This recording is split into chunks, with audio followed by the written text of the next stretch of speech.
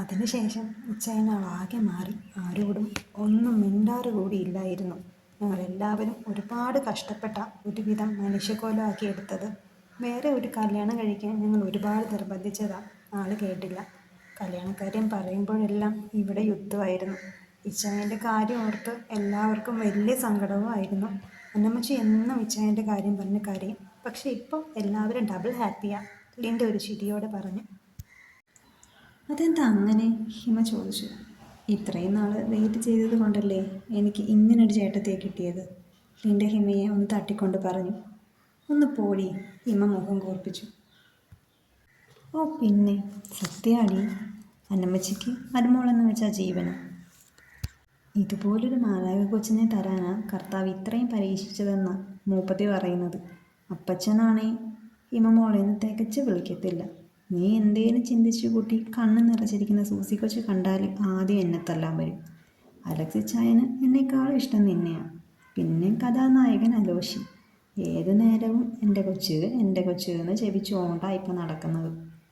ആഹാ, കെട്ടിയവൻ്റെ കാര്യം പറഞ്ഞപ്പോൾ ആകെ അങ്ങ് ചുവന്നല്ലോ എൻ്റെ കൊച്ച്, എൻ്റെ ഹിമയെ കളിയാക്കിക്കൊണ്ട് പറഞ്ഞു. ഒന്ന് പൂടി, വെറുതെ കളിയാക്കാതെ, ഹിമ ചിരിച്ചുകൊണ്ട് പറഞ്ഞു. സത്യമാണ് എൻ്റെ കൊച്ചേ, 2-3 ദിവസം കൊണ്ട് ഇച്ചായനാളാകെ മാറി. വർഷങ്ങൾ കൊണ്ട് ഞങ്ങൾ നോക്കിയിട്ട് നടക്കാത്ത കാര്യമാണ് ഈ 2 ദിവസം കൊണ്ട് നടന്നത്. എല്ലാം നീ കാരണമാണ്, നിൻ്റെ ഹിമയുടെ കൈ പിടിച്ചുകൊണ്ട് പറഞ്ഞു. പെട്ടെന്നാണ് എന്തോ ആലോചിച്ച പോലെ ഹിമയുടെ മുഖം വാടിയത്. ലിൻഡ അത് ശ്രദ്ധിക്കുകയും ചെയ്തു. ലിൻഡ കാര്യം തിരികെ. ഇതപ്പോൾ സോഫിയുടെ റൂമാണല്ലേ? ഹിമ മടിച്ചുകൊണ്ട് ചോദിച്ചത്. അതിനുത്തരവായി ലിൻഡ ഒന്ന് ചിരിച്ചു. അതിന് ഇത് ഇച്ചായൻ്റെ റൂമല്ലേ? സോഫി ചേച്ചിയുടെ റൂം ഇതാ കാണുന്ന ഗസ്റ്റ് റൂമായിരുന്നു. ലിൻഡ ഓപ്പോസിറ്റുള്ള റൂം ചൂണ്ടിക്കാണിച്ചുകൊണ്ട് പറഞ്ഞു. അതെന്താ അങ്ങനെ? ഹിമ സംശയത്തോടെ ചോദിച്ചു. ആവോ, എനിക്കറിയത്തില്ല. ഞാൻ പറഞ്ഞില്ലേ, മിന്നുകെട്ട് കഴിഞ്ഞ് അവരത്ര നല്ല ടേംസിലൊന്നും അല്ലായിരുന്നു. ഒരു വല്ലാത്ത ജീവിതം. പിന്നെ ഇച്ചായനാണേ പണ്ട് തൊട്ടേ ഈ റൂമിൽ ആരെയും കയറ്റത്തില്ല. അടിച്ചു വാരാനോ മറ്റോ അന്നമ്മച്ചി കയറിയാലായി. അല്ലാതെ ആര് കയറിയാലും അന്നിവിടെ പള്ളിപ്പെരുന്നാളായിരിക്കും. എന്നെ പോലും കയറ്റത്തില്ല. ആരേലും അതിനെപ്പറ്റി ചോദിച്ചാൽ പറയും അത് ഞാൻ എൻ്റെ രാജകുമാരിക്കുള്ള റൂമാണ്, അതിലാരും കയറണ്ടാന്ന്. ലിൻഡ പറഞ്ഞപ്പോൾ അലോഷി നേരത്തെ രാജകുമാരിന്ന് തന്നെ വിളിച്ചത് അവൾ ഓർത്തു. ഹൃദയത്തിൽ എവിടെയോ ഒരു തണുപ്പ് അനുഭവപ്പെടുന്നത് പോലെ ഹിമയ്ക്ക് തോന്നി. അവളുടെ മുഖത്ത് നനുത്തൊരു ചിരി വിരിഞ്ഞു. ഇതേ സമയം താഴെ ഒരു കാറ് വന്നു നിന്നു. സാറയും അവിയും കൂടെ മുകുന്ദനും ശാരദാമ്മയും ഉണ്ടായിരുന്നു. ഫിലിപ്പ് അവരെ അകത്തേക്ക് ക്ഷണിച്ചു. സാറ ഓടി വന്ന് അന്നമ്മച്ചിയെ കെട്ടിപ്പിടിച്ചു. മുകുന്ദനും ശാരദാമ്മയും ആദ്യമായിട്ടാണ് പാലിക്കൽ തറവാട്ടിൽ. അതിൻ്റെ ഒരു ചളുപ്പ് മുകുന്ദൻ്റെ മുഖത്തുണ്ടായിരുന്നു. സുഖാണോ മോളെ? അന്നമ്മച്ചി സാറയോട് ചോദിച്ചു. അവൾ അതേന്ന് തലയാട്ടി. അപ്പോഴും ശാരദയുടെ കണ്ണുകൾ ഹിമയെ തേടിക്കൊണ്ടിരുന്നു. നോക്കണ്ട ശാരദേച്ചി, മോള് റൂമിലാണ്. അവർ 2 ആളും കൂടി ഇപ്പോൾ പള്ളിയിൽ പോയിട്ട് വന്നതേ ഉള്ളൂ. കൊച്ചു ഡ്രസ്സ് മാറാൻ പോയതാ. ലെൻഡയോട് സംസാരിച്ച് ഇപ്പോൾ വരും. ചേച്ചി വാ, ഞാൻ ചായ എടുക്കാം. സൂസമ്മ എല്ലാവരെയും കൂടി അടുക്കളയിലേക്ക് പോയി. നിങ്ങളെല്ലാവരും കൂടി എൻ്റെ കൊച്ചിനെ ക്രിസ്ത്യാനിയാക്കാനുള്ള പുറപ്പാടാണോ? മുകുന്ദൻ ചിരിച്ചുകൊണ്ട് ചോദിച്ചു. അതെന്താ, അവളെ ദത്ത് കൊടുത്തത് ഒരു ക്രിസ്ത്യൻ കുടുംബത്തിലേക്കാണെന്ന് അങ്കിൾ മറന്നുപോയോ? അങ്ങനെ വളർന്നത് കൊണ്ടാവും. പള്ളിയിൽ പോകണമെന്ന് എന്നോട് പറഞ്ഞു, ഞാൻ കൊണ്ടുപോയി, അത്രേ ഉള്ളൂ. അല്ലാതെ ഇവിടെ ആരും ഒന്നിനും അവളെ നിർബന്ധിക്കാറില്ല. ഇവിടെ ആർക്കും അതിൻ്റെ ആവശ്യവും ഇല്ല, അലോഷി പറഞ്ഞു. അലോഷി, നീ പോയി മോളോട് ഇങ്ങോട്ട് വരാൻ പറഞ്ഞേ, ഫിലിപ്പ് ഇടയ്ക്ക് കയറി പറഞ്ഞു. അലോഷി സോഫയിൽ നിന്ന് എഴുന്നേറ്റ് സ്റ്റെയർ കയറാൻ തുടങ്ങിയപ്പോഴാണ് സ്റ്റെയർ ഇറങ്ങി വരുന്ന ഹിമയെ കണ്ടത്. അവളുടെ മുഖത്തു നിന്ന് തന്നെ അവൻ്റെ സംസാരം അവൾ കേട്ട് എന്നവന് മനസ്സിലായി. വേണ്ടിയിരുന്നില്ല എന്നവൻ അപ്പോൾ തോന്നി. ഇനിയിപ്പോൾ പറഞ്ഞിട്ട് കാര്യമില്ലല്ലോ. ഹിമ താഴെ എത്തിയതും മുകുന്ദൻ എഴുന്നേറ്റ് ഹിമയുടെ അടുത്തേക്ക് വന്നു. സുഖമാണോ മോളെ? മുകുന്ദൻ ഹിമയുടെ തലയിൽ കൈവയ്ക്കാൻ ഒരുങ്ങിയതും ഹിമ അലോഷിയുടെ പിന്നിലേക്ക് നീങ്ങി നിന്നു. മുകുന്ദൻ ആകെ വിളറിപ്പോയി. എല്ലാം കണ്ടുകൊണ്ടിരുന്ന അലക്സ് ചിരി കടിച്ചമർത്താൻ പാടുപെടുകയാണ്. അല്ലെങ്കിലേ ചെക്കന് മുകുന്ദനെ കണ്ടുകൂടാ. മോള് ചെന്നേ, ശാരദാമ്മ വന്നിട്ടുണ്ട്, ഫിലിപ്പ് അടുക്കള ഭാഗത്തേക്ക് ചൂണ്ടിക്കൊണ്ട് ഹിമയോട് പറഞ്ഞു. ഇതേ സമയം അടുക്കളയിൽ മക്കളെക്കുറിച്ചുള്ള ചർച്ചകൾ മുറുകുകയായിരുന്നു. സാറമോള് എങ്ങനുണ്ട് ശാരദേ? നല്ല മടിച്ചിയാണ്, ഒന്ന് ശ്രദ്ധിച്ചോണേ. കുക്കിംഗ് ഒക്കെ അറിയാം, പക്ഷെ ചെയ്യില്ല, മടി അത്ര തന്നെ. അന്നമ്മ പറഞ്ഞു. അങ്ങനൊന്നുമില്ല അന്ന ചേച്ചി, അവളെ മിടുക്കിയല്ലേ. ഇനി അങ്ങനെ ആണേലും എനിക്ക് കുഴപ്പമില്ല. ഇവൾ കാരണമാണ് എൻ്റെ മോളെ ഒന്ന് കാണാൻ എനിക്ക് ഭാഗ്യമുണ്ടായത്. അതിന് എത്ര നന്ദി പറഞ്ഞാലും മതിയാവില്ല. ശാരദ സാറയെ ചേർത്ത് നിർത്തിക്കൊണ്ട് പറഞ്ഞു. ഹിമ മോളെങ്ങനുണ്ട്? അവളുടെ ഒരു കാര്യവും എനിക്കറിയില്ല. 2 വയസ്സുള്ളപ്പോൾ പോയതല്ലേ. എൻ്റെ കയ്യിൽ നിന്ന് ബാംഗ്ലൂരൊക്കെ വളർന്നതല്ലേ. ചേച്ചി ഒന്ന് ശ്രദ്ധിച്ചോണേ. എന്തേലും തെറ്റ് ചെയ്താൽ ഒരമ്മയുടെ സ്ഥാനത്ത് നിന്ന് തിരുത്തണം. അതിന് പോലും ഭാഗ്യം കിട്ടാത്ത ഒരമ്മയായിപ്പോയി ഞാൻ. ശാരദ കരയാൻ തുടങ്ങി. അവൾ നല്ല കുഞ്ഞാ ശാരദേ. എനിക്ക് എൻ്റെ സാറയെപ്പോലെ തന്നെ അവളും. എന്തായാലും സാറയേക്കാൾ വകതിരിവുണ്ട് എൻ്റെ ഹിമയ്ക്ക്. അന്നമ്മ ശാരദയ്ക്ക് ചായ എടുത്തു കൊടുത്തുകൊണ്ട് പറഞ്ഞു. പിന്നെ ഒരു ട്രെയിൽ ചായ എടുത്ത് ഹാളിലേക്ക് സാറയുടെ കയ്യിൽ കൊടുത്തയച്ചു. അപ്പോഴേക്കും ഹിമ എത്തിയിരുന്നു. ഹിമയെ കണ്ടപാടെ ശാരദ അവളെ തന്നിലേക്ക് ചേർത്ത് നിർത്തി. സുഖാണോ മോളെ? ചോദിക്കുമ്പോൾ ആ അമ്മയുടെ കണ്ണുകൾ നനഞ്ഞിരുന്നു. മോൾ എന്താ അങ്ങോട്ടേക്ക് ഇറങ്ങാത്തെ? എല്ലാവരെയും കൂട്ടി ഒന്ന് ഇറങ്ങുക അങ്ങോട്ടേക്ക് അന്ന ചേച്ചി. പിന്നെ കുറച്ച് ദിവസം നിൽക്കാൻ വേണ്ടി വരണം കേട്ടോ, അവർ എല്ലാവരോടുമായി പറഞ്ഞു. ഹിമ ഒന്ന് ചിരിക്കുക മാത്രം ചെയ്തു. അതിനെന്താ, പിള്ളേരെയും കൂട്ടി ഒരു ദിവസം ഞങ്ങൾ അങ്ങോട്ടേക്ക് ഇറങ്ങും, അന്നമ്മ പറഞ്ഞു. കുറേ നേരം കഴിഞ്ഞ് മുകുന്ദനും ശാരദയും തിരിച്ചുപോയി. സാറയും അവിയും 2 ദിവസം കഴിഞ്ഞ് വന്നാൽ മതിയെന്ന് പറഞ്ഞത് ശാരദ തന്നെയാണ്. എന്തായാലും സാറ ഹാപ്പിയാണ്. മുകുന്ദനോട് വലിയ താല്പര്യമില്ലായിരുന്നെങ്കിലും അബിയെ അലക്സിനെ ആലോചിക്കാൻ വലിയ കാര്യമാണ്. അബിക്ക് തിരിച്ചും അങ്ങനെ തന്നെയാണ്. എടാ ചെറുക്കാ, ആ മുകുന്ദനോട് നീ എന്തിനാ അങ്ങനെയൊക്കെ പറയാൻ പോയത്? എന്തായാലും നിന്റെ അമ്മായിയപ്പനല്ലേ, അതിൻ്റെ ഒരു ബഹുമാനം അയാൾക്ക് കൊടുക്കണമായിരുന്നു. വീട്ടിൽ വരുന്നവരോട് ഇങ്ങനെയൊക്കെ സംസാരിക്കുന്നത് ശരിയല്ല ലോഷി. ഫിലിപ്പ് അല്പം കടുപ്പിച്ചാണ് പറഞ്ഞത്. അതിന് ഞാൻ തെറ്റൊന്നും ചെയ്തില്ലല്ലോ. അയാൾ ഒരു ഉളുപ്പുമില്ലാതെ ചെയ്തതല്ലേ ഞാൻ പറഞ്ഞത്. അത് തെറ്റാണെന്ന് എനിക്ക് തോന്നുന്നില്ല. പിന്നെ ഞാൻ പറയുന്നത് എൻ്റെ കൊച്ചു കേട്ടു, അതിലേ എനിക്ക് മനസ്താപമുള്ളൂ, അലോഷി ദേഷ്യത്തിൽ പറഞ്ഞു. കൊച്ചോ? അതാരാ? ഫിലിപ്പ് സംശയത്തോടെ ചോദിച്ചു. അയ്യോ, അപ്പച്ചന് മനസ്സിലായില്ലേ? കെട്ടിയോളെ ഇപ്പോൾ കൊച്ചേ, പൊന്നേ, കരളേന്നൊക്കെയാണ് ഓരോരുത്തരെ വിളിക്കുന്നത്, അലക്സ് കളിയാക്കിക്കൊണ്ട് പറഞ്ഞു. ഫിലിപ്പ് ചിരിച്ചുകൊണ്ട് കയറിപ്പോയി. അപ്പോഴേക്കും അലോഷി അലക്സിൻ്റെ കൈ പിടിച്ച് തിരിച്ചിരുന്നു. എന്നാടാ പുല്ലേ, ഞാൻ എൻ്റെ കെട്ടിയോളെ എനിക്കിഷ്ടമുള്ളത് വിളിക്കും, അതിന് ഇത്ര കിണിക്കാൻ എന്തുവാ? അലോഷി ചോദിച്ചു. ആ വിടടാ, ഇനി മുകുന്ദനോടുള്ള കളി എന്നോട് തീർക്കണ്ട, അലക്സ് പറഞ്ഞപ്പോൾ അലോഷി കൈ അയച്ചു. പിന്നെ ഒരു സിഗരറ്റ് കത്തിച്ച് ഗാർഡനിലെ ബെഞ്ചിലേക്കിരുന്നു. അബി എവിടെടാ? അലോഷി അലക്സിനോട് ചോദിച്ചു.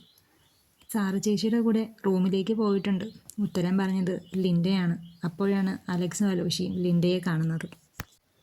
ആഹാ, നാത്തൂനോട് സംസാരിക്കാൻ പോയിട്ട് എൻ്റെ കൊച്ച് വന്നോ? അലക്സ് ചോദിച്ചു. എന്നിട്ട് എന്തൊക്കെ സംസാരിച്ചു? എൻ്റെ ഇച്ചായ അതൊരു പാവാ, അതിന് ഇങ്ങേരെ പറ്റി ഒന്നും അറിയത്തില്ല, ലിൻഡ പറഞ്ഞു. എന്നിട്ട് നീ എല്ലാം പറഞ്ഞു കൊടുത്തോ? അലക്സ് കളിയാക്കുന്ന പോലെയാണ് ചോദിച്ചത്. എല്ലാം ഒന്നും പറഞ്ഞു കൊടുത്തില്ല. ഇങ്ങേരുടെ യഥാർത്ഥ സ്വഭാവം അറിഞ്ഞ ആ പെണ്ണ് ഇപ്പോൾ തന്നെ പാക്ക് ചെയ്യും. പക്ഷേ ഞാൻ സോഫിയെ പറ്റി പറഞ്ഞു, ലിൻഡ പറഞ്ഞതും അലോഷി തലയിൽ കൈവച്ചിരുന്നു പോയി. അലക്സ് വായും പൊളിച്ച് ലിൻഡയെ തന്നെ നോക്കി നിൽപ്പാണ്. നിങ്ങൾ എന്നാത്തിനാ ഇങ്ങനെ എക്സ്പ്രഷൻ ഇട്ട് ചാവുന്നത്? അതിന് മാത്രം എക്സ്പ്രഷൻ ഇടാനുള്ളതൊന്നും ഇല്ല, ലിൻഡ പറഞ്ഞു. എന്നാലും എൻ്റെ ലിൻഡ, നീ ഇത് എന്തിനാണ് ഈ ചെയ്തത്? അവൾക്ക് ഇതൊന്നും അറിയത്തില്ലായിരുന്നു, നീയായിട്ട് എന്തിനാ പറഞ്ഞത്? അലക്സ് ചോദിച്ചു. അറിയാത്തത് കൊണ്ട് തന്നെ പറഞ്ഞത് എൻ്റെ ഇച്ചായ. അലോഷിച്ചതിൻ്റെ 2ാം കെട്ടാണിതെന്ന് നാട്ടിൽ മൊത്തം അറിയാം. എന്തായാലും എന്നെങ്കിലും അവളിതറിയും. അപ്പോൾ പിന്നെ നമ്മളായിട്ട് പറയുന്നതല്ലേ നല്ലത്. അല്ലേ പിന്നെ ആ മുകുന്ദനും നമ്മളും തമ്മിൽ എന്താ വ്യത്യാസം? ലിൻഡ പറഞ്ഞു. എന്നാലും മോളെ, ഇത് വേണ്ടായിരുന്നു. ഞാനിനി എങ്ങനെ അതിൻ്റെ മുഖത്ത് നോക്കും? അലോഷി പറഞ്ഞിട്ട് അകത്തേക്ക് പോയി. എന്തിനാടി എടുത്തു ചാടി ഓരോന്ന് പറയാൻ പോയത്? എന്നായാലും അവൻ പറഞ്ഞേനെ, അലക്സ് പറഞ്ഞു. ആ പോകുന്ന സാധനത്തിനെ ഇച്ചയൻ ശരിക്കൊന്ന് നോക്കിക്കേ, ലിൻഡ അലോഷിയെ നോക്കി പറഞ്ഞു. എന്നിട്ട് തുടർന്നു. ആ മനുഷ്യന് ഹിമ എന്ന് വെച്ചാൽ ജീവനാണ്. അവൾ ഇട്ടിട്ട് പോകുമോ എന്നുള്ള പേടി കാരണം ഇത് ഞാൻ ഈ ജന്മം സോഫിയുടെ കാര്യം ഹിമയോട് പറയത്തില്ല. അതുകൊണ്ടാണ് ഞാൻ തന്നെ പറയാമെന്ന് വെച്ചത്. എന്നാലും മോളെ, ഇതിൻ്റെ പേരിൽ ഹിമ അവനെ കളഞ്ഞിട്ട് പോകുമെന്നാ, അലക്സ് പറഞ്ഞു. ഒന്ന് പോയിച്ചായ, അങ്ങനൊന്നും പോകത്തില്ല. ഞാനൊരു മൈൻഡിലൊക്കെ തന്നെയാണ് പറഞ്ഞത്. പിന്നെ ഈ പെണ്ണുങ്ങളുടെ മനസ്സ് മറ്റൊരു പെണ്ണിനെ അറിയത്തുള്ളൂ. ഹിമയുടെ ഉള്ളിൽ കുറേ സംശയങ്ങളുണ്ടായിരുന്നു. സംശയമുള്ളിടത്ത് സ്നേഹം ഉണ്ടാവില്ലേ ചായ? അതാ ഞാൻ സത്യങ്ങളൊക്കെ പറഞ്ഞത്. ഇതിൻ്റെ പേരിൽ ഇവിടെ പ്രശ്നങ്ങളൊന്നും ഉണ്ടാവില്ല, അതിന് ഞാൻ ഗ്യാരണ്ടി. അതും പറഞ്ഞ് ലിൻഡ അകത്തേക്ക് പോയി. കർത്താവേ, ഇവൾക്ക് ഇത്രയും വകതിരിവുണ്ടായിരുന്നോ? എന്തായാലും അലോഷിയെ നീ തന്നെ കാത്തോണേ, അലക്സ് പറഞ്ഞു. അതിനുശേഷം അലോഷി ഹിമയ്ക്ക് മുഖം കൊടുക്കാതെയാണ് നടപ്പ്. ഉച്ചയ്ക്ക് ഭക്ഷണം കഴിക്കാനിരുന്നപ്പോഴും അവൻ എന്തോ കഴിച്ചെന്ന് വരുത്തി എഴുന്നേറ്റ് പോയി. അലക്സ് ലിൻഡയെ നോക്കി പല്ലിറുമിയെങ്കിലും ലിൻഡ ഒന്നുമില്ലെന്ന് കണ്ണിറുക്കി കാണിച്ചു. കഴിച്ചു കഴിഞ്ഞ് ഹിമ റൂമിലെത്തുമ്പോൾ കാണുന്നത് കട്ടിലിൽ ഹെഡ് ബോർഡിൽ ചാരിയിരിക്കുന്ന അലോഷിയെയാണ്. കാൽപെരുമാറ്റം കേട്ടാണ് കണ്ണു തുറന്നത്. പ്രതീക്ഷ പോലെ ഹിമ തന്നെയായിരുന്നു മുന്നിൽ. അവൻ ധൃതിയിൽ എഴുന്നേറ്റ് പുറത്തേക്ക് പോകാനൊരുങ്ങി. ഇച്ചായ, ഒന്ന് നിന്നേ. ഹിമയുടെ ശബ്ദം കേട്ട് അവൻ അവളുടെ മുഖത്തേക്ക് നോക്കി. എന്താ ഇച്ചായ, ഞാൻ വന്നത് ഇഷ്ടപ്പെട്ടില്ലേ? എങ്കിൽ ഇച്ചായൻ ഇവിടെ ഇരുന്നോ, ഞാൻ പോയേക്കാം. അവൾ പുറത്തേക്ക് പോകാനൊരുങ്ങി. അതൊന്നുമല്ല, എനിക്കൊന്ന് പുറത്തേക്ക് പോകണം, അത്യാവശ്യമുണ്ട്. ഇപ്പോഴാണ് ഞാൻ ഓർത്തത്. അത്രയും പറഞ്ഞ് അലോഷി പുറത്തേക്ക് ഇറങ്ങി. ഹിമയ്ക്ക് ആകെ വല്ലാതായി. ഇത്രയും ദിവസം തന്നെ ഒരു വിധത്തിലും വിഷമിപ്പിക്കാത്ത ആളിൽ നിന്നും ഇങ്ങനെ ഒരു സമീപനം അത് അവൾ ഒട്ടും പ്രതീക്ഷിച്ചിരുന്നില്ല. അവൻ്റെ അവഗണന അവളെ വല്ലാതെ ഉലച്ചു കളഞ്ഞു. നേരെ ഗാർഡനിലേക്ക് പോയി കുറേ നേരം പൂക്കളും ചെടികളുമെല്ലാം നോക്കിയിരുന്നു. അപ്പോഴാണ് ഒരു കൈ തൻ്റെ തോളിൽ പതിഞ്ഞത് ഹിമ അറിഞ്ഞത്. തിരിഞ്ഞു നോക്കി, സൂസമ്മയാണ്. എന്താ മോളെ തനിച്ചിവിടെ? സൂസമ്മ ചോദിച്ചതും ഹിമ അവരുടെ തോളിൽ വീണ് കരയാൻ തുടങ്ങി. എന്തു പറ്റി? അലോഷി എവിടെ? അവൻ മോളെ എന്തെങ്കിലും പറഞ്ഞോ? സൂസമ്മ ആകെ സങ്കടത്തിലായി. എല്ലാ ചോദ്യത്തിനും ഉത്തരമായി ഹിമ കരഞ്ഞുകൊണ്ട് തന്നെയിരുന്നു. ഒരു വിധത്തിലാണ് സൂസമ്മ അവളെ സമാധാനിപ്പിച്ചത്. ഞാൻ തിരിച്ച് ബാംഗ്ലൂർക്ക് പൊക്കോളാം, എന്നെ ഒന്ന് കൊണ്ടാക്കാൻ അലക്സ് ചായനോട് പറയുമോ? ഹിമ കരഞ്ഞുകൊണ്ട് ചോദിച്ചു. അതിനും മാത്രം എൻ്റെ കുഞ്ഞിനിവിടെ എന്താ വിഷമം? എന്തുണ്ടെങ്കിലും ആൻറ്റിയോട് പറ, സൂസമ്മ പറഞ്ഞു. ഇച്ചായൻ എന്നെ വേണ്ട സൂസി ആൻറ്റി, എന്നോട് വെറുപ്പാ, ഇപ്പോഴും സോഫി തന്നെയാ മനസ്സിൽ, ഹിമ പറഞ്ഞു. എന്നാര് പറഞ്ഞു? അലോഷി പറഞ്ഞു. ഇന്ന് രാവിലെ കൂടി വലിയ സന്തോഷത്തിലായിരുന്നല്ലോ രണ്ടാളും. പിന്നെ ഇപ്പോൾ ഇതെന്ത് പറ്റി? സൂസി ചോദിച്ചു. അതൊക്കെ ശരിയാ, പക്ഷേ ഇപ്പോൾ എന്നോടൊന്നും മിണ്ടുന്നില്ല സൂസി ആൻറ്റി. ഞാൻ റൂമിലേക്ക് ചെന്നപ്പോൾ തന്നെ ആൾ കാറും എടുത്ത് പുറത്തേക്ക് പോയി. ഇപ്പോഴും ആ മനസ്സിൽ സോഫി തന്നെയാ. എനിക്കറിയാം, എന്നെ സ്നേഹിക്കാൻ ഈ ജന്മ ഇച്ഛായന് പറ്റില്ല. ഹിമ പിന്നെയും കരയാൻ തുടങ്ങി. ആഹാ, ഇതാണോ കാര്യം? എൻ്റെ കുഞ്ഞേ, അവൻ്റെ തോട്ടത്തിൽ വല്ല അത്യാവശ്യമായിട്ട് പോയതാവും. കർത്താവേ, കെട്ടിയവനൊന്നും മിണ്ടിയില്ലാന്ന് വെച്ച് ഇങ്ങനെ കരയണോ? അങ്ങനെയാണ് ഇവിടെയുള്ളവരെല്ലാം തല തല്ലി കരയണമല്ലോ. എൻ്റെ മോളെ, അതൊരു വെട്ടുപോത്താ, അതിൻ്റെ ഇനി ഇതൊക്കെ പ്രതീക്ഷിച്ചാൽ മതി, സൂസി പറഞ്ഞു. വെട്ടുപോത്തൊന്നുമല്ല, ഇച്ചായൻ പാവമാ, എനിക്കറിയാം, ഹിമ പറഞ്ഞു. ആഹാ, ഇപ്പോൾ അങ്ങനായോ? ഓ, കെട്ടിയവനെ പറഞ്ഞപ്പോൾ കെട്ടിയവർക്ക് പിടിച്ച് കാണത്തില്ല. ഇപ്പോൾ ഈ പാങ്ങ് സൂസി എൻ്റെ പുറത്ത്. ഒറ്റയ്ക്കിരുന്നപ്പോൾ വന്ന് കൂട്ടുകൂടുന്നതിന് എനിക്ക് ഇത് തന്നെ തരണം. ഇതിലും ഭേദം എൻ്റെ ലിൻഡമോള് തന്നെ, സൂസി ചിരിച്ചുകൊണ്ട് പറഞ്ഞു. എൻ്റെ കൊച്ചേ, അവന് നീ എന്ന് പറഞ്ഞാൽ ജീവനാ. അത് ആരെക്കാളും നന്നായി എനിക്കറിയാം. അവൻ്റെ എല്ലാ അവസ്ഥയും കണ്ടതാ ഞാനും ചേട്ടത്തി. നീ വന്നതിന് ശേഷമാണ് അവൻ്റെ മുഖം ഒന്ന് തെളിഞ്ഞു കണ്ടത്. ഈ ബാംഗ്ലൂർ പോക്കൊന്നും അവനറിയണ്ട, എടുത്ത കിണറ്റിലിടും. പിന്നെ സോഫി, അത് അവൻ്റെ കഴിഞ്ഞ കാലമാണ്. മോളെ, നമുക്കാർക്കും പാസ്റ്റിൽ ജീവിക്കാനൊക്കില്ല. ഇപ്പം നമ്മുടെ കയ്യിൽ എന്തുണ്ടോ അതിൽ സന്തോഷം കണ്ടെത്തേണ്ടത് നമ്മുടെ മാത്രം ഉത്തരവാദിത്തമാണ്. എന്തായാലും അവനിങ്ങ് വരട്ടെ, ഞാൻ ചിലത് ചോദിക്കുന്നുണ്ട്. എൻ്റെ കൊച്ചിനെ കരയിച്ചിട്ട് അങ്ങനെ വെറുതെ വിടാൻ ഒക്കത്തില്ലല്ലോ, സൂസമ്മ പറഞ്ഞു. വേണ്ട ആൻറ്റി, ഒന്നും പറയണ്ട, ഞാൻ സംസാരിച്ചോളാം, ഹിമ സൂസിയോട് പറഞ്ഞു. വേണ്ടേ വേണ്ട, നിങ്ങൾ കെട്ടിയവനും കെട്ടിയോളും കൂടെ എന്താണെന്ന് വെച്ചാൽ അങ്ങ് പറഞ്ഞു തീർത്തോ. എന്നാലേ മോള് വാ, എൻ്റെ നല്ലൊരു ചായ ഇട്ട് വെക്കാം. സൂസമ്മ അകത്തേക്ക് പോയി. രാത്രി നന്നേ വൈകിയാണ് അലോഷി വന്നത്. എല്ലാവരും ഹാളിൽ തന്നെ ഉണ്ടായിരുന്നു. അലോഷി നേരെ സ്റ്റെപ്പ് കയറാൻ തുടങ്ങി. അലോഷി, വാട്, ആഹാരം കഴിച്ചിട്ട് പോവാം, എല്ലാവരും നിന്നെ കാത്തിരിക്കുക, അന്നമ്മ പറഞ്ഞു. വേണ്ട അമ്മച്ചി, ഞാൻ പുറത്തുനിന്ന് കഴിച്ചു. നിങ്ങൾ കഴിച്ചോ, എനിക്കെന്തായാലും ഇനിയൊന്നും വേണ്ട, അതും പറഞ്ഞവൻ റൂമിലേക്ക് പോയി. ഹിമ റൂമിലെത്തിയപ്പോൾ അലോഷി ഉറങ്ങിയിരുന്നു.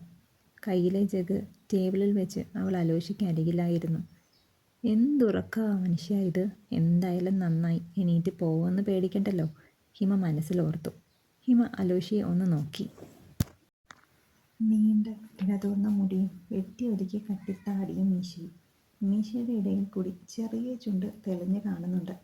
അവൾ ആ ചുണ്ടിൽ ഒന്ന് തൊട്ടു. തൊട്ട് കഴിഞ്ഞാണ് താൻ എന്താണ് ചെയ്തതെന്ന് അവൾ ഓർത്തത്. ഇല്ല, അവൾക്ക് അനക്കമൊന്നുമില്ല.